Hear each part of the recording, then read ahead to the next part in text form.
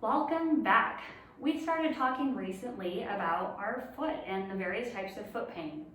So we're going to narrow it down a little bit for the next 2 weeks because we want to talk about some of the more common foot pains, specifically plantar fascia issues, plantar fasciitis.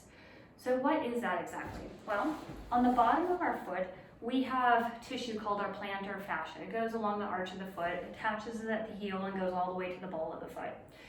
Now, a lot of times that can get inflamed or it can get tightened, and we feel it by pain in our heel where the fascia attaches. Doctors will often see maybe bone spurs in that area too, and some doctors will say your pain is because of the bone spurs. Many doctors and research out there say it's not, that the bone spurs have nothing to do with it, and likely the bone spurs were there a lot longer than your pain was. Now, I've worked with many types of people who have had plantar fasciitis. I did the traditional route, the scraping, the rolling on the ice bottle, stretching of the calves, massaging and stretching the plantar fascia. But guess what? The most effective way I have found with people with plantar fascia is what I've been teaching you guys for many weeks, your body position. Your body position determines the pressure and your weight going on your heel and your foot. I often see people who have plantar fascia issues where the weight goes more towards the front of their foot. They have tight calf muscles because they're used to being up on the ball of their foot. A lot of times I see it with runners or other endurance athletes where they've done a long race or they went out for a long run and they're used to working on landing on their toes. They're trying to be a 4-foot runner. It often leads to plantar fascia because our fascia isn't designed to take that brute force for a prolonged period of time. Our heel is designed for that though.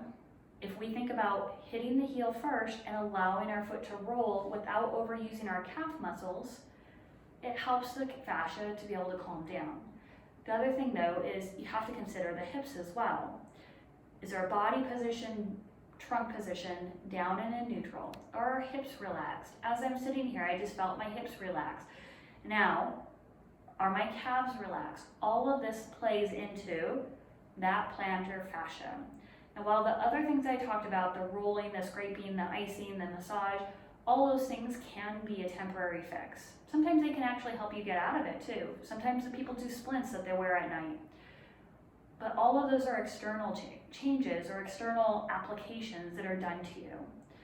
What we really want is something that's internal that you have control over. You can control your body position. You can learn how to control relaxation of your muscles to allow your trunk and your pelvis to go into neutral so it helps with your leg position and your body weight and how it goes through your heel. Those are internal changes.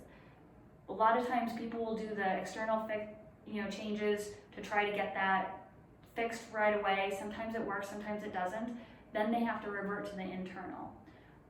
My plea for you guys is start looking at the internal now before you have this problem, or if you're already suffering from this, start making the changes. If you need help with that, let me know. Amy@PowerInstitute.com. I'd love to help you. Otherwise, see you next time, and hopefully you don't have any plantar fasciitis. Bye.